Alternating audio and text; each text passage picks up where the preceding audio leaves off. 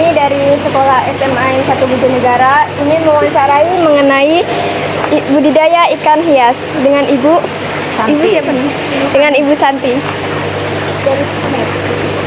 Ibu mau nanya, ini jenis ikan hias apa yang dijual di sini?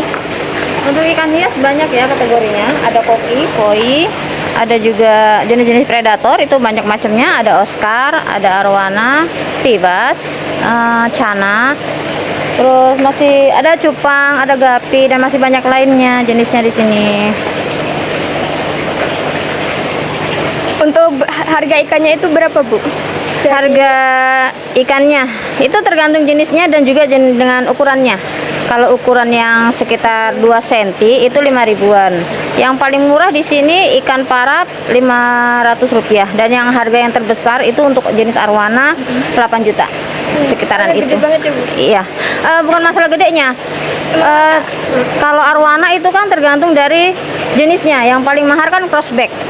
Super red masih di bawah crossback. Kalau crossback itu 8 jutaan, kalau super red itu 5 jutaan. Yang paling murah untuk arwana itu jenis silver, itu 175. Gitu. Kalau modal awal untuk membuat usaha ini tuh berapa kira-kira, Bu? Kalau kisaran modal, bicara kisaran modal kita tidak bisa menjelaskan ya, soalnya kan ada biaya-biaya operasional yang tak terduga. Soalnya kan kita pengennya sih seperti ini, cuman karena ini kayaknya kurang, kita harus penambahan lagi seperti itu. Jadi kalau untuk kisaran modal, misalnya kita budgetnya cuma 5 juta, tapi dalam proses pelaksanaannya ada dana-dana yang tak terduga, jadi otomatis nambah seperti itu. Dari tahun berapa Ibu mendirikan usaha ini? Ya? Dari tahun berapa Ibu mendirikan usaha ini? Dari tahun 2011 sampai saat ini.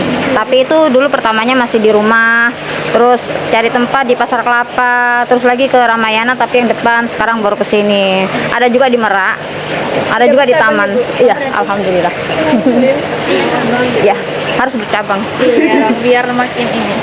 Jenis ikan apa yang sering terjual di sini, Bu? Di sini paling banyak peminat dari customer itu jenis koki, cupang, gapi karena perawatannya mudah. Di samping itu harga terjangkau. Kalau untuk yang predator yang paling diminati itu cana. Karena itu semakin Cana itu di sini contohnya nggak ada ya, ada di depan. Cana.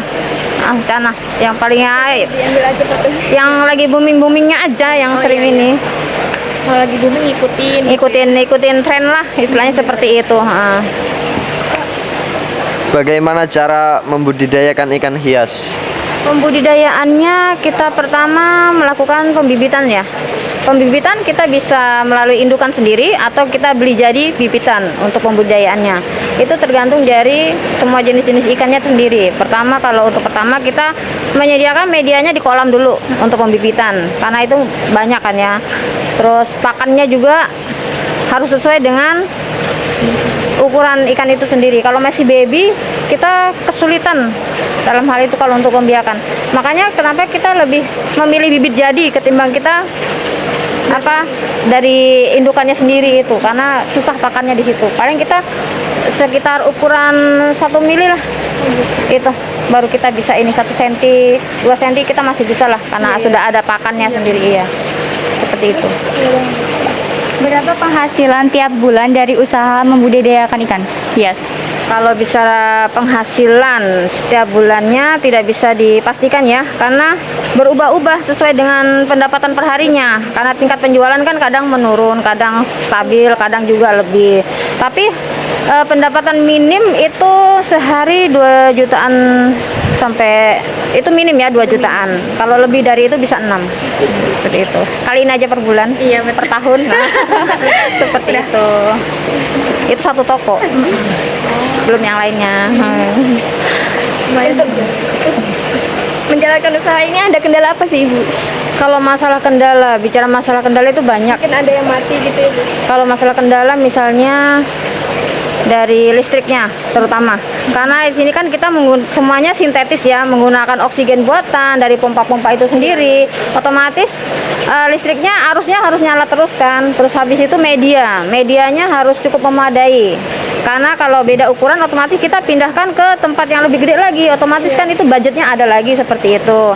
Terus kendala lainnya kalau misalnya dalam proses pembibitan ikan itu mati, otomatis kan kita harus mengulang dari awal, budgetnya dari awal, perawatannya dari awal, belum lagi kalau ngurusin ikan yang sakit-sakit. Ya kalau satu akuarium ikannya sakit semua, oke lah kita langsung bisa melakukan pemberian pengobatan satu akuarium. Tapi kalau satu dua otomatis kan kita harus memilih-milih.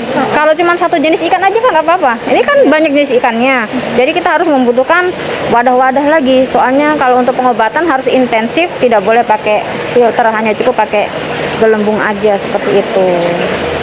Apa harapan Ibu ke depannya untuk usaha ini? Kalau bicara harapan, semoga terus tetap sukses ya, semoga lebih berkembang lagi supaya bisa menciptakan lapangan kerja untuk yang lainnya, seperti itu harapannya ke depan. Dan masih tetap menciptakan produk kualitas ikan yang baik gitu, seperti itu. Apa yang harus disiapkan dalam membudidaya ikan hias ini? Persiapan pertama media dulu. Tergantung, kalau media untuk kolam kita membutuhkan bahan baku seperti pasir, semen dan lainnya. Kalau untuk akuarium otomatis kan pakai kaca, jadikan kaca, raknya seperti itu. Belum lagi penunjang lainnya kayak mesin. Mesin itu kan untuk oksigen buatan seperti itu.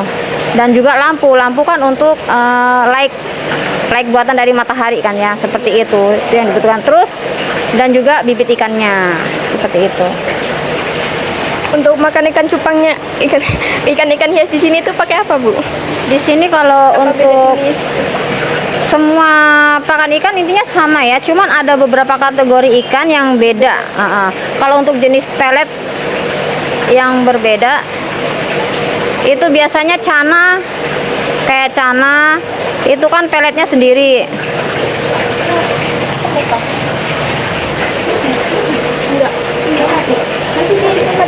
Enggak. Kalau untuk ada beberapa pelet yang memang dia khusus untuk ikan tertentu, itu katanya kayak arwana, cana, terus apalagi toman, ada Oscar. Karena itu kandungannya dan nutrisinya itu berbeda-beda gitu. Kalau yang lainnya mah semua sama gitu. Tergantung semua jenis ikannya juga sih. Tapi intinya pelet. Tapi kadang juga ada, kalau untuk predator kebanyakan dia bersifat kanibal, jadi ikan makan ikan seperti itu. Nah, selain itu juga ada cacing.